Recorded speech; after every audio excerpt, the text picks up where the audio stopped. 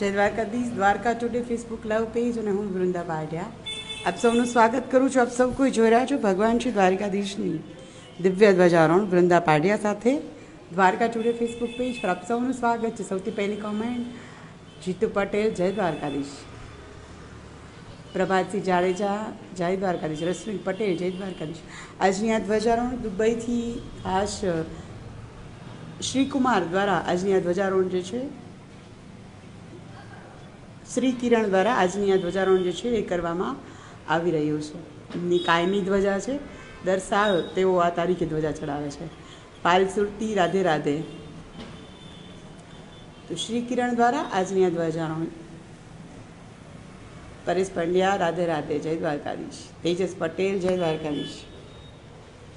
તો શરૂઆત કરીએ ભગવાન શ્રી દ્વારકાધીશની દિવ્ય ધ્વજારોહણ.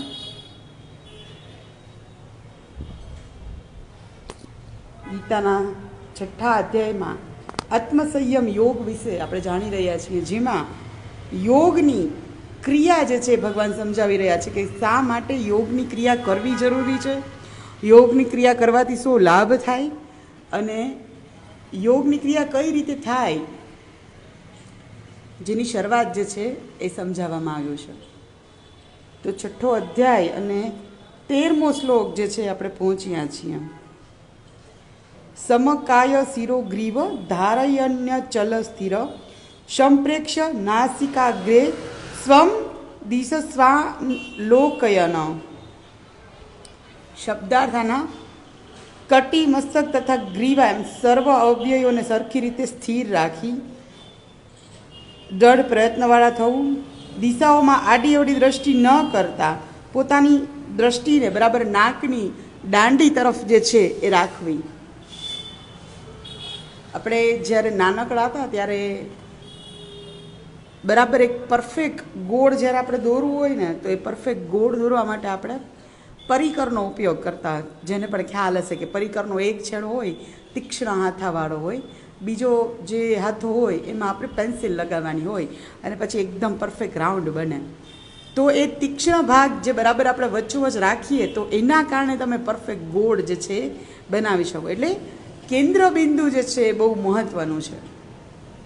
આપણી પૃથ્વી પણ કહેવાય છે કે અનશેપ છે. આપણે ભલે ગોળ પૃથ્વીનો ગોળો જોતા હોઈએ, દોરવામાં પણ ગોળ દોરી નાખીએ છીએ, હકીકતમાં આપણી પૃથ્વી પરફેક્ટ ગોળ નથી. અમુક ભાગ અમુક જગ્યાએથી કટઆઉટ છે, અમુક જગ્યાએથી ઉપસેલી છે, બરાબર પરફેક્ટ ગોળ પણ નથી ફરતી. એક બાજુ થોડું ત્રાસી નમેલી અવસ્થાની અંદર પૃથ્વી જે છે એ પરિક્રમણ કરે, પરિભ્રમણ જે છે એ કરે છે. અનશેપ છે, પરફેક્ટ ગોળ નથી. પણ અહીંયા વાત થાય છે કેન્દ્ર સ્થાનની. આંખો બંધ કરી સ્થિર બેસી અને દ્રષ્ટિને ક્યાંય આજુબાજુ ન જોઈને નાકના અગ્રભાગની અંદર એને ટેકવવાની છે. એટલે આપણું જે નાક આપણે ખુદ જ આપણે આપણું નાક જોઈએ ને એ રીતે દ્રષ્ટિ રાખીને આખા શરીરને શાંત અને સ્થિર કરીને બેસવાનું એ યોગની શારીરિક ક્રિયા જે છે ભગવાને સમજાવી છે.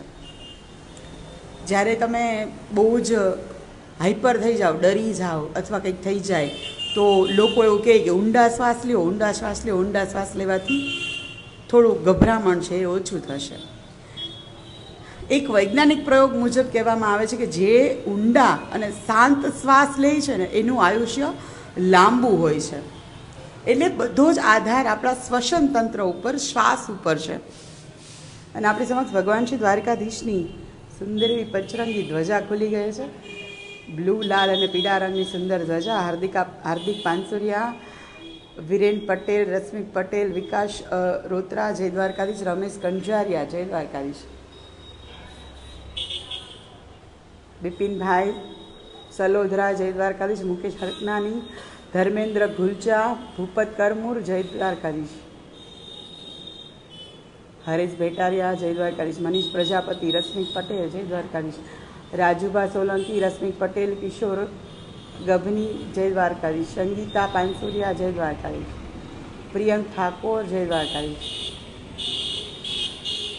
એટલે વાત અહીંયા સ્વતંત્ર શ્વાસની આવે છે.